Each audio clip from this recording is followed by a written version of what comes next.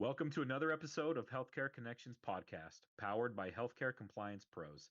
I am your host, Jeremy Winn. Our purpose for this podcast is to introduce you to key topics and experts in the healthcare industry to ensure you have what you need to successfully manage your practice. Please subscribe and follow us on our social media channels to make sure you don't miss any new episodes. If you have recommendations for guests or topics for this podcast, email me at jwin@hcp.md. With that, enjoy this episode of the Healthcare Connections podcast. Hello, welcome to this episode of the Healthcare Connections podcast. I'm Jeremy Winn, your host, Director of Sales here at Healthcare Compliance Pros. And we've got a wonderful guest on today, somebody that he and I just connected recently and had some good conversations and thought it would be helpful to bring him on. He's got some unique perspectives in the private equity space. So we've got Ariez Dustoor with us. He's a partner at NB Group. Ariez, welcome to the podcast. Hey, Jeremy, great to be with you. Thanks for having me on. Absolutely. If you don't mind, take a couple minutes, talk to us. You've got a really extensive history in private equity, been at a couple really large firms and groups, and I thought it'd be good to hear your journey of where you've been, kind of what you've been up to, and how you got to NB Group. Sure. So I started my career, this would have been about 20 years ago, in management consulting. So I was working at McKinsey and Company, which is a large multinational strategy consulting firm. I did that for a couple of years, and I'd always had an interest in investing, and did not see myself kind of building a long-term career in consulting, and so ended up joining a middle market private equity firm out in Boston. Did that for about a year and a half. And I think enjoyed the work, enjoyed the investing, but I think probably that environment was maybe not the best fit for me. It was also the middle. I joined in summer of 2008, so it's just a Oh really yeah, uh, interesting time to be trying to do yep, anything definitely. related to investing and acquisitions. And then after that, prior to starting our firm, I'd spent several years in different kind of operating roles, and most recently, I'd started a company, ended up selling that, and was in a spot where I really didn't want to continue operating. I knew I wanted to get back to investing, but had really had an entrepreneurial. I think a bit of an entrepreneurial streak, and wanted to do something on my own, with more flexibility and ability to build something. And so I ended up, I have a close friend, and with kind of similar backgrounds, and ended up teaming back in 2017, and we started our firm, and we've been doing this now for I guess going on 8 years. That's awesome. Yeah. So talk to us about NB Group. I find you guys to be a little bit unique, and I think it's why I wanted to have you on. But talk to us about your philosophy in investing. Some of your criteria that you look at, and again, what makes NB Group unique in the private equity space. Sure. So our firm is focused on, we're trying to be the first kind of institutional capital into either family or founder owned businesses in two core sectors. And one of those sectors, which is going to be most relevant probably for your listeners, is healthcare. Mm-hmm. And we are typically looking for, from a financial perspective, businesses with 10 to $100 million plus of revenue. And then, as important, or perhaps even more important, is we are looking for businesses with $3 to $15 million of EBITDA or cash flow. Sometimes we will go below those numbers. So we'll look at businesses. It's not a hard cutoff. It has to be, 3 million of EBITDA. We will look below that. But we're looking for businesses kind of in that general size range. And we're either, we're looking to own, really call it 25 to 80% of a business. So if we're owning less than 50%, obviously we're sort of a minority owner. And if it's more than 50%, we're a majority owner. But in most cases, we're tending to partner with the existing team and owner. And that can be them either staying in place, doing what they're doing, continuing to run the business. It could be them transitioning into another role or out of the business over time. Yeah. But we really like to see some continued involvement from the team and really view it as the existing team and view it as a partnership. And I would say when we get involved with these businesses, particularly in healthcare, our focus is broadly speaking two things. One is growth of the business and really Hmm. trying to accelerate that. And the second is broadly speaking, kind of professionalization, Yeah. and helping these companies operate at a higher level over time. And the two are kind of symbiotic, right? So to grow and really maximize the potential of the business, you need to make sure you have the team and the infrastructure and the processes and all those things in place. But and I'd say we're fairly hands on, so we're not running these businesses day to day. We're relying on a management team to do that. But we're really trying to. It's an overused word, but we're really trying to figure out ways to add value. Yeah, absolutely. Yeah, I love that. What's your traditional hold period? I usually hear, 3 to 5 years, although I think in recent years that's been more 5 to 7 for a lot of groups. I don't know if you've got, a typical hold period that you look for, or if it just depends on the investment. We're flexible, so we you have to put something on paper, right, and sort of have a plan. And so that typically for us, that's 5 years. Yeah. But if it ends up being longer than that, that's fine. If it ends up being shorter, that's okay too. But we sort of plan on 5 years. In some situations, if there's a compelling reason for us, but also the owner of the business, the seller, is looking for some sort of longer term duration, we're able to accommodate that too. So we've looked at opportunities that we could really hold indefinitely if we needed to and kind of grow and compound. And we have the flexibility to do that. But usually it's sort of in that 5-ish year range. Yeah. Great. Yeah, appreciate that. So, talk to us about the current market. We're kind of recording this at an interesting time where, we're here early April. Markets are kind of all over the place. Tariffs are the big, keyword out there that everybody's talking about.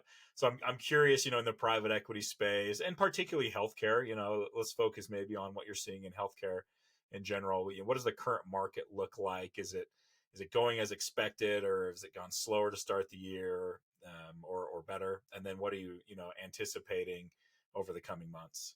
Yeah, it's hard to say, right? It's truly like day to day with everything. But I would say that I think investors, broadly speaking, investors, including in healthcare, had come into the year pretty positive, pretty hopeful. There's been a backlog of activity, so delayed, activity that's been delayed for a couple of years for different reasons. But interest rates had risen, there'd been some economic uncertainty, then you had the election, and I think people had come out of that very hopeful that we're going to see an uptick in activity. I think the start to the year, first month or two, I don't know that we didn't see a huge uptick, but I think the market was consistent with activity was picking up. Having Yeah. said that, now I expect, and we're just starting to have these conversations, right? I mean, this is all less than a week old, but I think you're starting to see people. There's probably more of a wait and see approach, Yeah. for sure. And so I whatever you think about the tariffs or the politics of it, I think it's safe to say that this is not, generally speaking, like it's not going to be positive for deal making. I think it's hard to make that case. I think in healthcare specifically, I would say broadly speaking for healthcare, it's probably a good sector to be in generally. Yeah. A lot of these businesses are really not. The impact of tariffs is minimal. They don't have inputs coming from necessarily overseas, or they're not necessarily manufacturing something where they need inputs, and it has this major impact on their business. And a lot of these are essential services. So I mean, we're invested in a Right. primary care business, for example, and that really, it's hard if rate on China is 100% or 0, whatever's going on. People need primary care. We don't have a lot of inputs coming from overseas. So I think if you're in one of those businesses, it's a good place to be.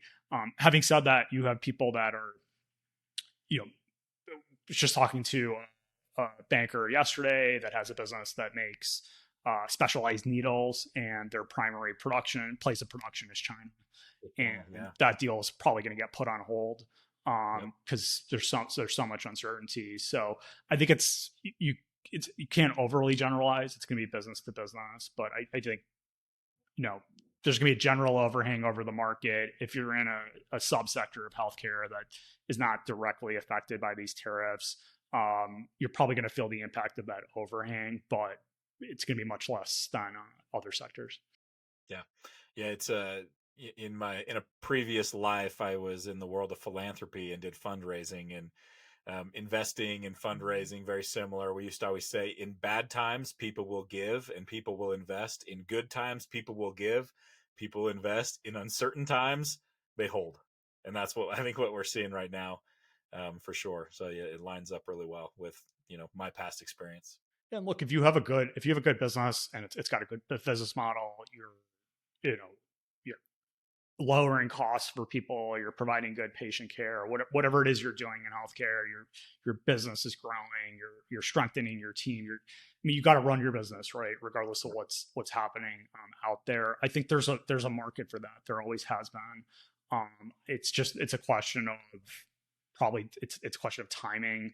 It's you've had people that, for example, could have sold their business 3 years ago, and they've seen a you know moderation in valuations, and people have been waiting, like looking for some sort of turnaround.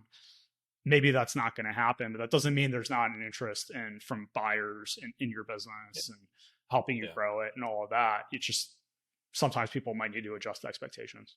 Absolutely. So let's talk a little bit about, let's keep going down this road. Let's go to some due diligence stuff.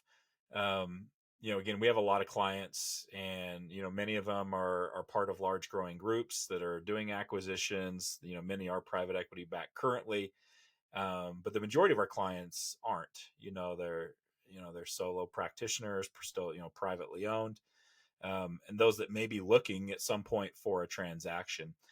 Let's talk about some red flags that you look at that potentially could trip up a deal, install it, delay it, or even cause you to walk away from it. And so people can kind of be aware of what to look for. Yeah, I would mention a couple things, and I'm going to tailor these comments particularly to kind of the practice management space. So if you have some type of medical practice or your medical practice group, so one thing that we look at a lot, and a lot of other buyers do, is we're going to look at provider. What is the share of revenue being produced by each provider? Mm-hmm. And ideally, we're looking for a diverse provider mix, right? You don't want a single provider that's generating a preponderance or a very high percentage of your business. Mm-hmm. So I would say that's one piece that we look at. I think a second that's a little more is perhaps not as precise to analyze, but I think it's something you really should think about as an owner. Is you want to make sure that the business is not highly dependent on you as an owner. You want to have some. It's not going to be. It depends on the business, and this is a place where we help a lot, and we will come in and really work with the team to build this. But you want to try to, I think, to the extent possible, build a little bit of a kind of a management team around you, and I think that reduces the risk of the business, but also gives a buyer like us more to build on when it comes to the business. And then I think a third piece, that this really goes for any business outside of healthcare, but it's something even outside of healthcare, but we see this all the time, is people will go into a process or the intention to sell their business, but they do not have uh, robust financials, Yeah. or it's unorganized, or there's issues, or they need to go back and think about recategorizing things. Mm-hmm. You really want to spend that time up front to get your financials kind of clean, uh, the ability to answer specific questions that people are going to ask, history. You want to have that all ready to go. You don't want to be in a situation where you're ideally starting to talk to someone, and now you need to hit pause and go do all that work. Right. So, I Yeah. mean, those are a couple, not meant to be exhaustive, but I think those are a couple things that we think about. Love that. Okay. Ariez, thank you so much for your time today. I'll just mention for those that if you're interested in connecting with Ariez, nbgroup.us is their website. and you can find information there to contact Ariez and learn more. But Ariez, thank you. Appreciate your time today and your insights and you learning more about NB Group and how you fit into the private equity space. Yeah, appreciate it. Love connecting, and hopefully your listeners found some of this useful. And if anyone's interested in Absolutely. connecting with us, always happy to chat. Thanks, Jeremy. Okay. Thanks, Ariez. Thank you for tuning in to this episode of the Healthcare Connections podcast. For more information on the topic we covered today, you can reach out to me or to our guest. For any additional information on Healthcare Compliance Pros, feel free to email me at jwin@hcp.md. Don't forget to tune in next week. Thank you.